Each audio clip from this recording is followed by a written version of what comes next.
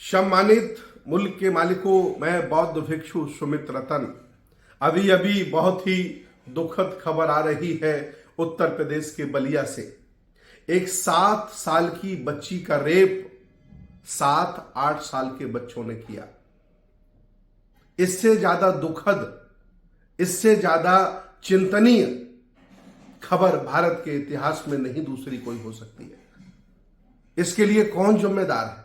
वो माता पिता जिम्मेदार है, वो समाज जिम्मेदार है, वो एंड्रॉयड फोन जिम्मेदार है। कौन जिम्मेदार है?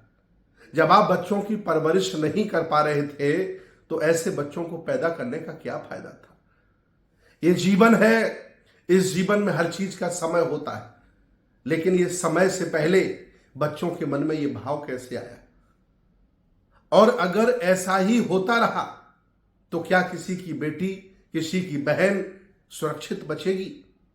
ये देश भारत के पढ़े लिखे जागरूक उस समाज से मैं निवेदन करता हूं कि सब कुछ सरकार के भरोसे मत छोड़ो, सब कुछ दूसरों के भरोसे मत छोड़ो। ये समाज है, इसी समाज में आपका भी घर है। आप भी यहां हवा लेते हो। विचार करिए, ये खबरें जब दुनिया सुनती है तो भारत के बारे में क्या सोचती है? मैं निवेदन करूंगा, आज मैं बहुत दुखी हूं, स्तब्ध हूं ये खबर सुन करके कि 7 साल की बच्ची से रेप करने वाले 7-8 साल के लड़के हैं और उसका बीएचयू में इलाज चल रहा है। इसके लिए कौन जिम्मेदार हो सकता है? अगर सरकार चाहे तो उन 7-8 साल के बच्चों का एनकाउंटर भी कर सकती है, लेकिन ये जो व्यवस्था है, ये जो सोच है, ये लोगों के दिमागों में घर कर रही है। ये घिनौना अपराध करने का मन उनका कैसे बनता है? कहां से वो सीखते हैं? कहां से उन्हें ये ज्ञान मिलता है? कैसी संगति रही होगी? मैं निवेदन करूंगा मां बाप लोगों से कि बच्चे अगर आपने पैदा किए हैं तो उनकी शिक्षा पर ध्यान दो, उनके संस्कारों पर ध्यान दो, उनकी संगति पर ध्यान दो।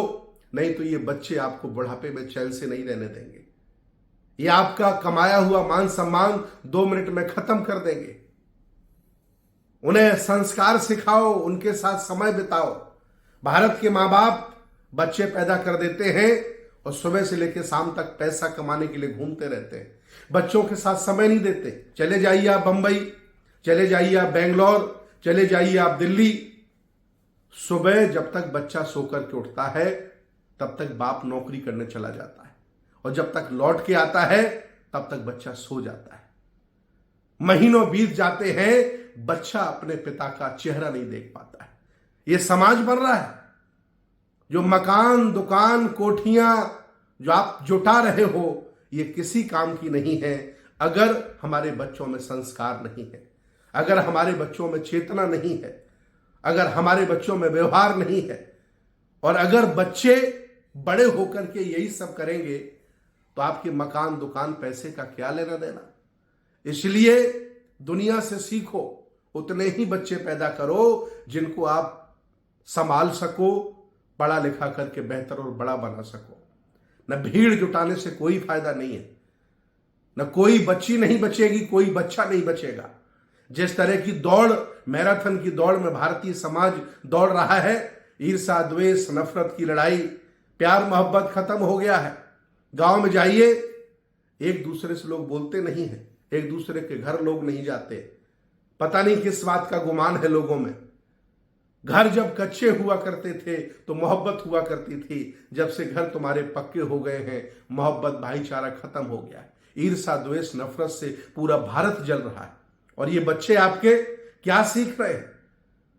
जापान का बच्चा, 7 साल का बच्चा इलेक्ट्रॉनिक में माहिर हो जाता है, आविष्कार करने लगता है।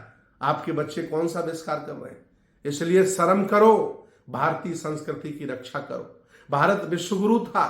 तक्षशिला, नालंदा, उदंतपुरी, विक्रमशिला जैसे बड़े बड़े विश्वविद्यालय यहां बने थे।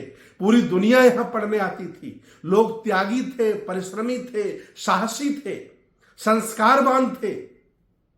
भाभी को हमेशा मां माना गया। एक दूसरे की बहन को लोग देखते नहीं थे। एक संस्कारवान भारत था। और आज उस भारत में क्या हो रहा है?